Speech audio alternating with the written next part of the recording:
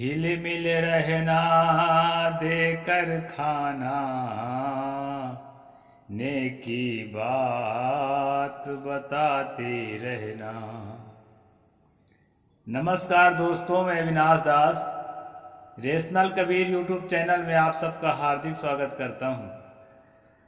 साथियों, यदि इस चैनल को आपने सब्सक्राइब नहीं किया है तो सब्सक्राइब जरूर करें और शेयर करके अपने सभी साथियों तक पहुंचाएं।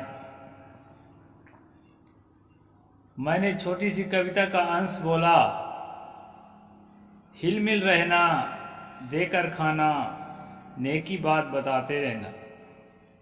साथियों, सतगुरु कबीर साहब का जो दिल है इतना कोमल था और इतना समर्पित था समाज के लिए, दीन दुखियों के लिए, दबे कुचलों के लिए।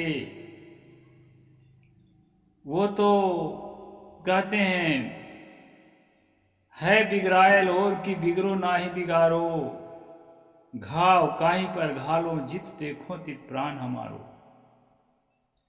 जो पहले से ही दबे हैं, पहले से ही कुचले हैं, पहले से ही वंचित हैं, पहले से ही शोषित हैं, पहले से ही पीड़ित हैं, उन्हें मैं क्या पीड़ा पहुंचाऊं, उन्हें मैं क्या शोषण करूं उनका। सतगुरु कहते हैं, बिगड़ा हुआ ही है उसको और मैं क्या बिगाड़ सकता हूं, या कोई क्या बिगाड़े उसको। घाव काहि पर घालो जित देखो तित प्राण हमारो। किसे चोट पहुंचाऊं, जिधर देखता हूं उधर मुझे अपना प्राण दिखाई पड़ता है। इतना कोमल सतगुरु का दिल कि कहते ही बनता है दोस्तों, हमारा दिल पिघल जाता है। कई लोग कहते हैं बहुत कठोर थे, कठोर तो थे, कठोर गलत नीतियों के प्रति थे। जो मनु की गलत नीतियां हैं उसके प्रति कबीर साहब कठोर थे। मनु की किताब के हिसाब से उसकी नीतियां नहीं चलती है, पहले भी नहीं चलती थी, आज भी नहीं चलती है, पहले भी नहीं लागू नहीं, आज भी लागू नहीं। उसको इस तरह से फीड कर दिया गया है दोस्तों कि लोगों के दिलो दिमाग में, गोलवारकर कहते थे ना कि यह संविधान तो आपको इम्प्लीमेंट करना पड़ेगा, लोगों को चलाना पड़ेगा। मनुस्मृति ऐसा संविधान है कि लोगों के दिले दिमाग में पहले से ही अपने स्वेच्छा से सब अपना अपना काम कर रहे हैं, उसमें और अलग से उनको कुछ भी कहने की क्या जरूरत है। शूद्र अपना शूद्र का काम स्वेच्छा से कर रहा है, स्त्री अपना स्त्री का काम स्वेच्छा से कर रही है।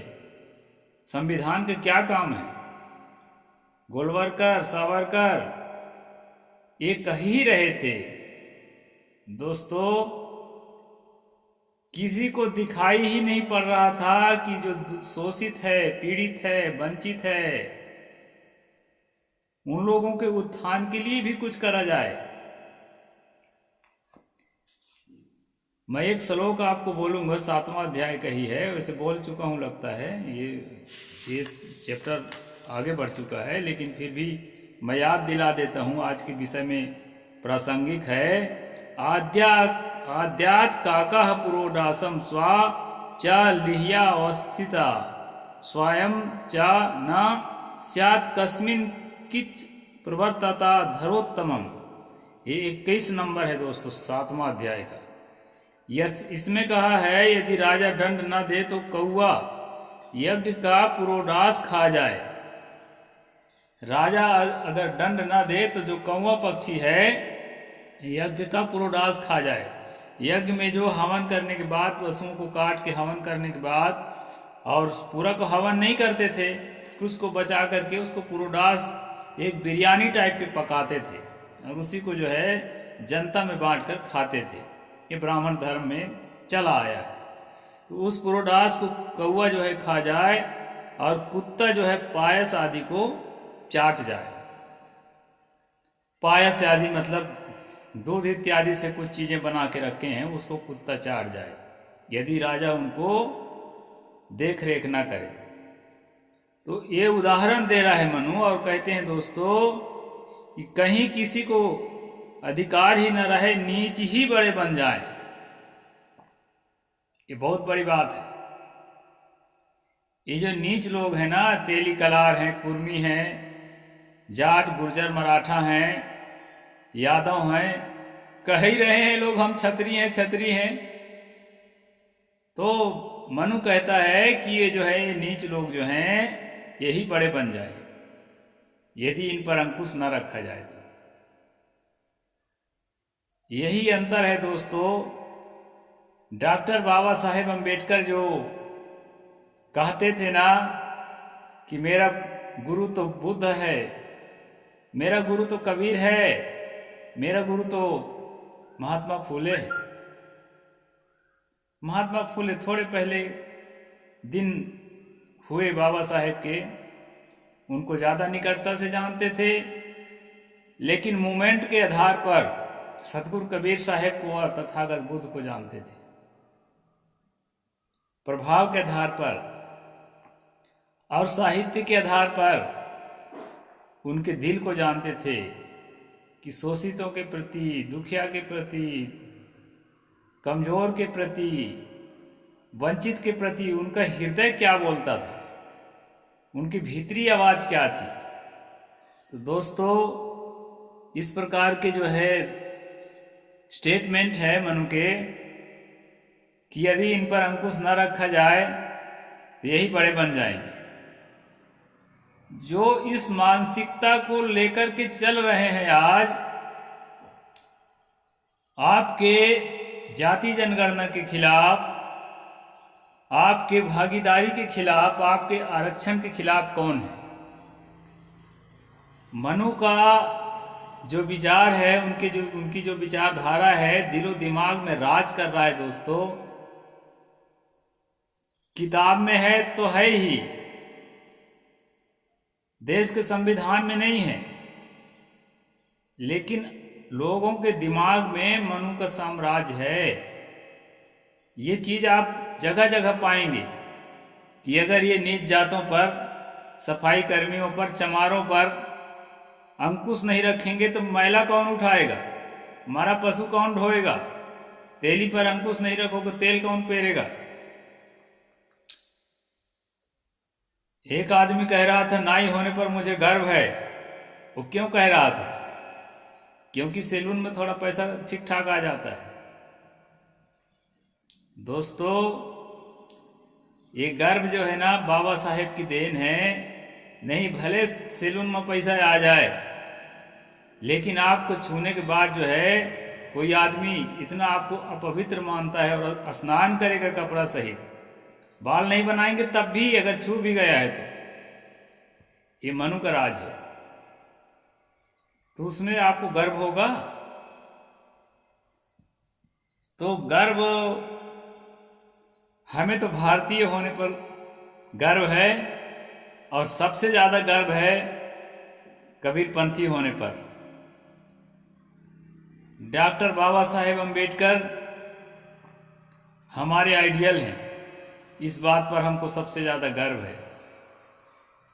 आज जो दुनिया के कोने कोने में अपनी पूज्यता को स्थापित किया अपने कर्मों से, उस पर हमें गर्व है। दोस्तों यहाँ पर जो हम प्रियम्बल के शुरू में पढ़ते हैं, हम भारत के लोग, वो कहाँ है मनु के पास? वो तो कह रहे हैं कि ये नीच आदमी जो है बड़े बन जाएंगे यदि इन पर अंकुश न रखा जाए। तो किसी समुदाय को, किसी वर्ग को, पूरे समूचे वर्ग को पांव तले कुचलते रहना, ये मनु का पहला कर्तव्य था। अपने लिए कर्तव्य निर्धारित किया था, अपने समुदाय के लिए कर्तव्य निर्धारित किया था। और दूसरा कर्तव्य है जो घर में रहने वाली महिलाएं हैं, उसको चार दीवारी से बाहर न निकलने दिया जाए, नहीं वो भी सिर पर सवार होने लगेगी। उसके पास पैसे होंगे उसके गांठ में, उसके पास समर्थक होंगे, उसका उसकी लोक प्रतिष्ठा होगी, उसके पास धाक होगा, तो अपने पैर की जूती बना के कैसे रख पाओगे उसको? तो पैर की जूती बने रहना चाहिए। ये जो है मनु जो है पहले से अपनी किताब में व्यवस्था देकर चल दिया है, और उस व्यवस्था को लोगों के दिमाग में थोपा गया है, और अभी थोपा हुआ ही है। दोस्तों, मुझे लोग पूछते हैं कि आप कौन सा मूवमेंट चला रहे हैं। मैं तो सच्चाई बात बता दूं कि मैं अपने स्वार्थ के लिए जुड़ा हूं।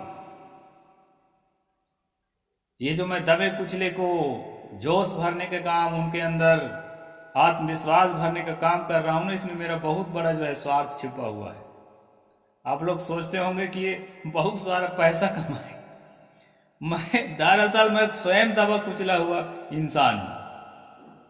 मुझे साथी चाहिए कि मेरे साथ साथ जो है वो भी जोश से भर करके जो है समाज में प्रस्तुत होए, और हम सब लोग जो है अपने आत्म सम्मान को समाज में देख सके।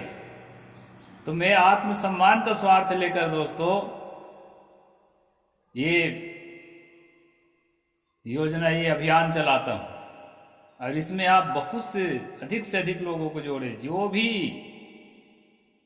जो पढ़ लिख करके कुछ नौकरी चाकरी में लग गए हैं, कोई नेतागिरी में लग गए हैं, हमारे ही वर्ग के लोग हैं, लेकिन अहंकार में वो उधर शामिल हो गए हैं। उनकी बात मैं नहीं कहता हूं, वो तो चमचागिरी करेंगे ही, तलवा चाटेंगे ही, लेकिन जो लोग अभी ऐसा नहीं करे हैं, उन सबसे मेरा निवेदन है कि मेरे साथ आप ही आगे रहिए। आगे रहने के लिए नहीं है, मैं तो सिर्फ ये चाहता हूं कि हम सिर उठा के जीने का जो बाबा साहेब ने हमको अधिकार दिया है, हम सिर उठा के जी सकें। हम भी आदमी हैं, दूसरे को कुचलते हुए नहीं। हमारी संस्कृति किसी को कुचलना नहीं सिखाती है। हमारी संस्कृति सिखाती है कि जियो और जीने दो, प्रेम करो और प्रेम प्राप्त करो। ये है सतगुरु कबीर साहब की जो सम्यक कल्चर, तथागत भगवान बुद्ध का, स्वामी महावीर का अहिंसा और सत्य का मार्ग, ये सम्यक कल्चर है दोस्तों। ये वैदिक कल्चर नहीं है, जहाँ लोगों को कुचलते रौनते चलो। अभी देख रहे थे ना, मैं लड़ाई वाली बात बता रहा था कि लूट लूट कर घर भरो, दूसरे राजाओं को मारो काटो और घर भरो। तो इनका कल्चर है। इस कल्चर से मुक्त होने के लिए ही हमारा जो है ये चैनल है, और इसमें अधिक से अधिक लोगों तक आप पहुंचाइए दोस्तों। शाम टाइम मैं मनुस्मृति पर स्ट्रीम करता हूं, तो आगे का फिर शाम को चलेगा। अभी तो मैं ऐसे एक छोटा सा वीडियो बना दिया आपको मोटिवेट रखने के लिए। जय भीम, जय जोहार, साहेब बंदगी, नमो बुद्धाय, जय भारत।